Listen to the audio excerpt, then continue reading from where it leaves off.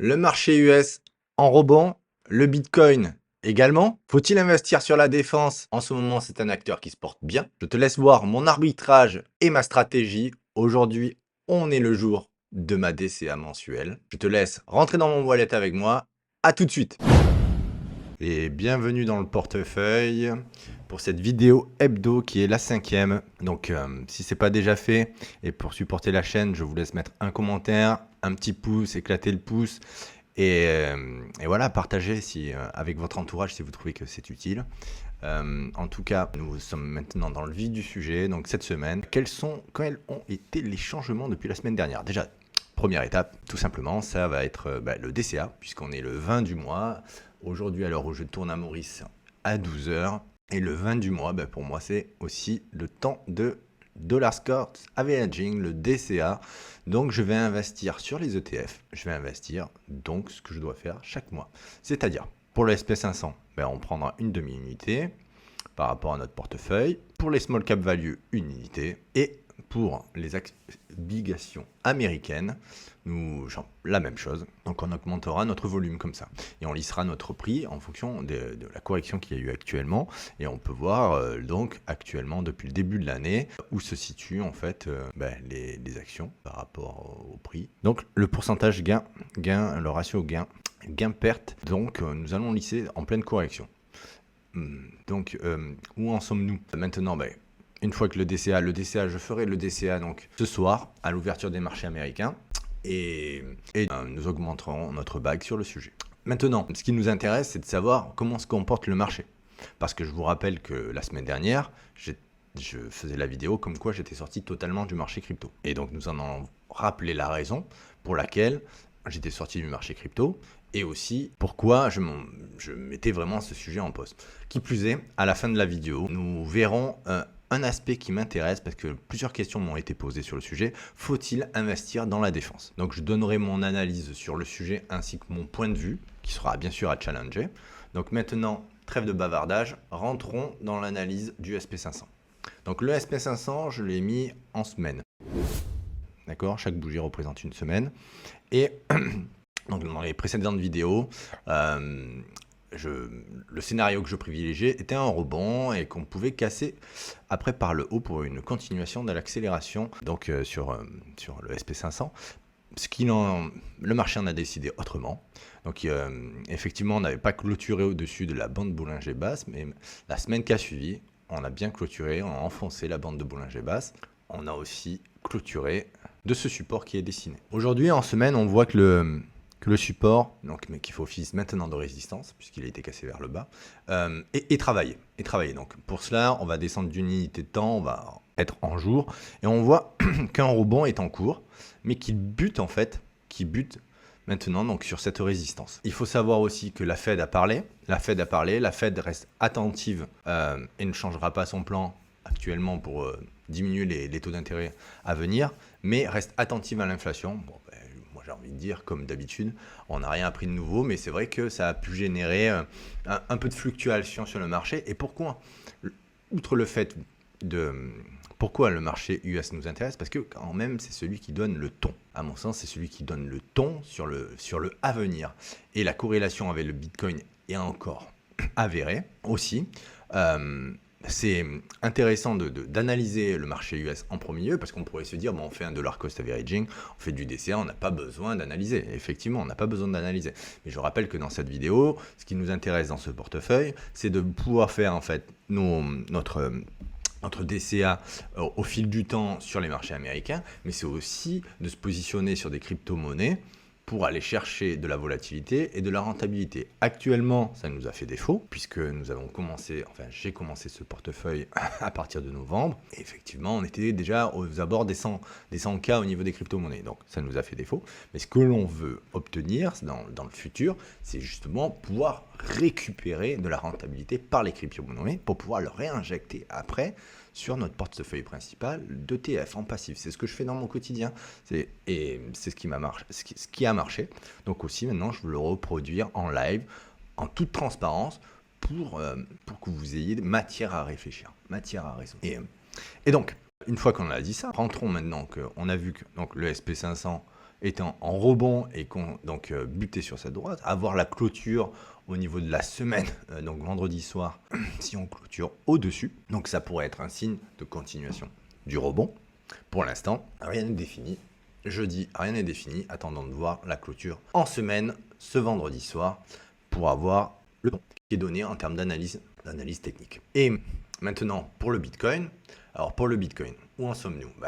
J'ai envie de dire c'est assez similaire. Hein. Donc, on avait cassé en week, je le mets en semaine. Hein. Donc, on avait cassé ce support qui avait, je le rappelle, quand même, qui avait été travaillé à plusieurs reprises. Donc ce signal a été fort, il a engendré une correction rapide, suivi d'un rebond qui avait été, je le rappelle, le rebond suite à un tweet de Trump, qui avait fait une espèce de faux mot, et tout de suite une correction pour en revenir à casser ce triangle par le bas, et ainsi venir chercher encore les mêmes niveaux autour des 78. Là, actuellement, on voit qu'on a bien travaillé, qu'on a cassé donc la moyenne mobile des, des 20 jours, des bandes de Bollinger, et là, au jour où je parle, donc le jeudi, heure mauricienne 12h, on voit qu'on rebondit sur...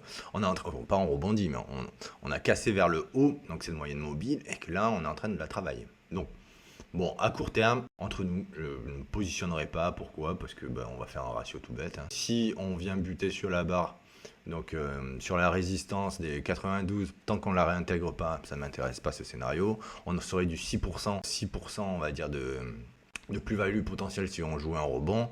A contrario, on serait sur du moins 11% si on revenait tester en fait les bandes de Bollinger, la partie basse, voire pire, comme je l'avais signalé, où on pourrait aller tester facilement ce support des 69, 70. Et j'avais évoqué le fait de mettre peut-être des ordres d'achat sur ces niveaux. Après, honnêtement, entre nous, je trouve que le rebond est vraiment faible. Et j'ai du mal à le qualifier même de rebond. Donc, à voir pareil, fin de semaine, à voir comment le marché US se comporte, comment le Bitcoin se comportera aussi. Mais pour l'instant, en termes d'analyse, rien de facile. Voilà, rien à faire, juste. Pour l'instant, moi, j'observe. Et voilà, il faut être patient, il ne faut pas tirer sur tout ce qui bouge. Moi, c'est ma façon de faire. J'essaye au mieux, et c'est pas facile tout le temps. Donc là, en l'occurrence, on attend des confirmations techniques, des belles patterns techniques sur lesquelles on puisse se repositionner. Je ne fais pas de l'intraday, je ne suis pas au jour le jour pour récupérer On est sur une vision plus long terme, en swing pour les crypto-monnaies. Donc en l'occurrence, là, ce type de configuration ne m'intéresse pas, et même je trouve ça dangereux. Et le ratio risque-rendement pour moi n'en vaut pas la peine. Petit tour des actions en cours. Les actions en cours, donc KL Pierre, donc immobilier commercial français, bon rendement, des bonnes dividendes. Pour moi, on garde. Je reverrai s'il y a un retournement de tendance sur le sujet, mais actuellement, on va passer un peu par l'interface d'Itoro. Actuellement, les dividendes sont autour de 6%, donc j'ai rien à dire sur ce sujet. Nous sommes à 20% de bénéfices potentiels, donc c'est très bien. Au niveau graphe, on va se mettre en semaine. Donc au niveau des graphiques, continuation de la tendance. Je m'étais positionné sur les 25 ici. Après le retest en fait de ce support. Donc ça a plutôt pas mal réussi. Regardons sur le long terme, on arrive peut-être sur une résistance que je vais surveiller. Donc tant que pas en semaine, tant qu'il n'y a pas de signaux de retournement, pas de prise de bénéfice, c'est je pense quelque chose qu'on pourrait garder, enfin que je garderai dans le portefeuille sur du assez long terme, parce qu'en plus le niveau de dividende est très intéressant. Donc je continue sur l'autre partie des actions. Portefeuille, autre partie des actions, Total. Total, moi c'est un acteur que je privilégie dans mon patrimoine pour plusieurs raisons. La première, c'est que c'est un acteur que je trouve sérieux, avec des dividendes qui sont intéressantes, un peu plus de 5% annuels. Qui plus est, si on analyse le même secteur de marché, on voit que par rapport à ses concurrents, il est sous-coté, et puis ça me permet d'avoir un pied dans l'énergie. L'énergie, c'est chose que je n'ai pas spécifiquement. Pourquoi? Je vais vous montrer pourquoi, parce qu'en fait, je me positionne par rapport au pétrole. Et le pétrole, en ce moment, vous avez dû le voir sûrement, c'est un peu d'ironie, sûrement à la pompe, je pense que le coût Le coût de l'essence a dû franchement diminuer parce que voilà, je vous présente la courbe du pétrole. C'est un peu d'ironie.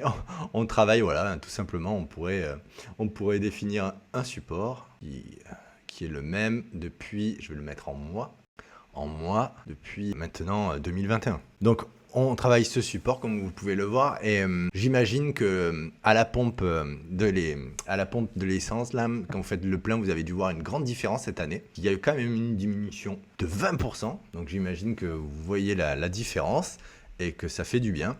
Non, en tout cas, je l'espère. Maintenant, voilà, pourquoi Total, pour en revenir au sujet qui nous intéresse. Total, parce que le pétrole est quand même sur des plus bas depuis des années. Total a aussi corrigé. Il a réintégré une structure, entreprise sérieuse, dividendes régulières, sous-coté par rapport à ses concurrents. Donc s'il y a un rebond du marché du pétrole, on est positionné dans ce wallet. Et c'est pour ça que je trouve que c'est vraiment une action qui vaut son pesant d'or et que je garderai sur du très très long terme. Guillemot, bon, j'en refais pas l'histoire, hein. J'avais déjà expliqué, positionné en value, malheureusement, le lendemain de ma position, et ça arrive, l'action avait pris en moins 25%.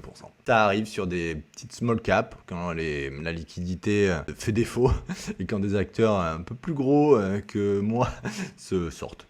Donc voilà, rien de plus, je le garde parce que pour l'instant, en analyse, il n'a pas, comment dire, il n'a pas cassé son support. Je vais vous montrer tout de suite. Attendez, laissez-moi le trouver. Voilà. Donc il n'a pas cassé son support. Il est travaillé à plusieurs reprises. Je préfère le voir en semaine. On refait. En semaine. Donc il travaille son support. On voit que ça résiste bien. On est quand même dans un marché qui est en correction. Alors pas au niveau du CAC 40. Mais bon, quand même au niveau du marché US. Donc les small caps se portent pas bien. Et ça, il faut le savoir. Donc c'est d'où l'intérêt de faire des petits achats value en ce moment sur des entreprises qu'on estime sous-cotées qui sont des pépites. Et donc je m'étais positionné ici. Après confirmation, ça a craqué. Bon, je pourrais... Sous confirmation parce qu'on voit que les bandes de Bollinger sont vraiment réduites. Donc sur confirmation que ça partirait vers le nord, je pourrais tout simplement me repositionner. Mais j'estime que sur une small cap value où j'étais à 1,5 de mon wallet, j'ai pas envie de rajouter du risque. Donc ça restera dans mon portefeuille. Bien sûr, j'arbitrerai si ça casse donc vers le sud et que ça casse donc cette droite de tendance. Là, en l'occurrence, je pense que je couperai ma position parce que ça sert à rien après de miser sur de l'espoir de retrouver des plus hauts. En l'occurrence, si ça casse, on fera le nécessaire pour limiter les dégâts. Et pour les actions, je pense que c'est terminé. On en vient donc au sujet qui est intéressant, le sujet du moment, que j'entends beaucoup. On m'a dit, oui, le secteur de la défense, des amis, des proches, des collègues. Le secteur de la défense, c'est vraiment le secteur du moment. Il faut se positionner. Donc, c'est vraiment le moment. Donc ça, c'est ce que j'ai un peu entendu. Et donc, j'ai fait ma petite liste et je suis allé voir. Et quand on me dit qu'il faut se positionner, personne ne me dit quoi que ce soit, mais bon, j'en vois beaucoup parler sur les médias, les analystes, secteur d'avenir. Bon, je refais un petit contexte par rapport à la défense.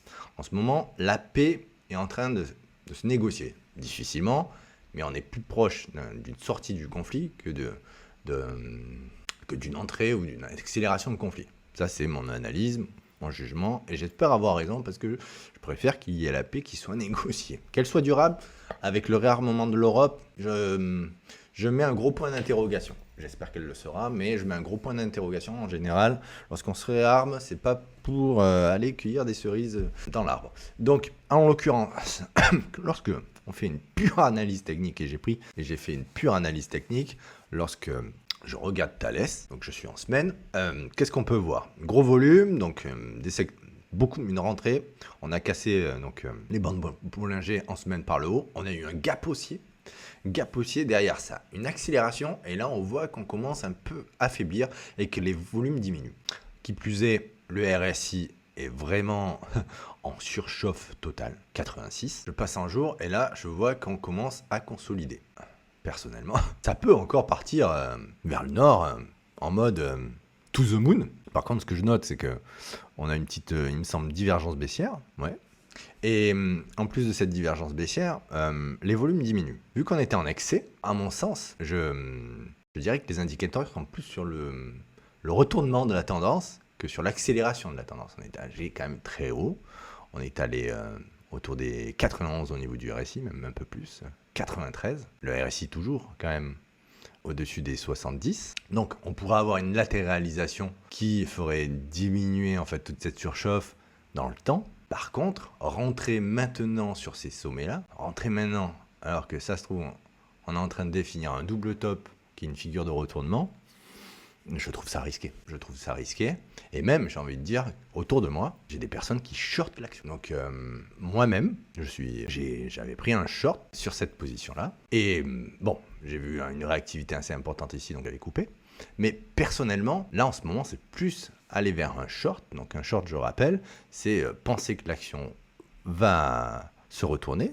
Et donc, au lieu d'acheter l'action pour aller vers l'accélération et la continuation et prendre ses gains lorsqu'en fait ça a accéléré, on prend nos gains, au plus ça décroît et au mieux c'est pour un short. Donc c'est l'effet inverse. Donc à mon sens, là, on est plus proche, surtout si on casse cette petite configuration. Alors attendez, on retourne en arrière. Si on casse cette petite configuration là en 4 heures, c'est ce que je regarde, vers plus bas, là vraiment on serait dans une figure avec double top et potentiellement donc un retour total de la configuration. Si on prend Rheinmetall, bon, clairement, on est sur des niveaux quand même vraiment élevés. Bon, j'ai l'impression qu'il est un peu plus, c'est un peu moins, comment dire, c'est un peu moins, bon, on est quand même en phase d'accélération, vous voyez. Donc, au niveau des pentes, Rheinmetall, on voit quand même qu'on est dans une accélération, on voit quand même qu'on est dans une phase d'accélération qui est difficilement soutenable à mon sens, hein. Pareil sur donc Thales quand même, si on voit la pente d'accélération, là on sent que ça peut manquer de carburant. Là l'accélération, personnellement, c'est pas soutenable, hein. C'est pas soutenable dans le temps. Donc voilà mon analyse et mon avis sur ce secteur. Je pense qu'il était bon et à juste titre de rentrer bien en avant pendant le conflit ukrainien. Et avec la nouvelle du réarmement de l'Europe, c'était du tout bénef. Par contre, là, je pense que les acteurs prennent leur profit. Donc, qui dit prendre profit peut dire inversion de tendance. Voilà pour ce sujet.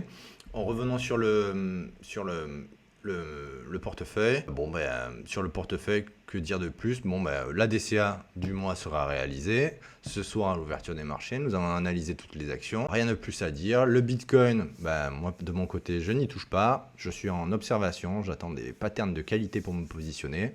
Sauf si rebond avec une vélocité exceptionnelle, mais c'est ce que j'ai déjà dit. Pour l'instant, rien de plus. En tout cas, j'espère que cette vidéo aura pu t'aider dans tes choix. N'hésite pas à liker, commenter, partager. Ça soutient ma création de contenu.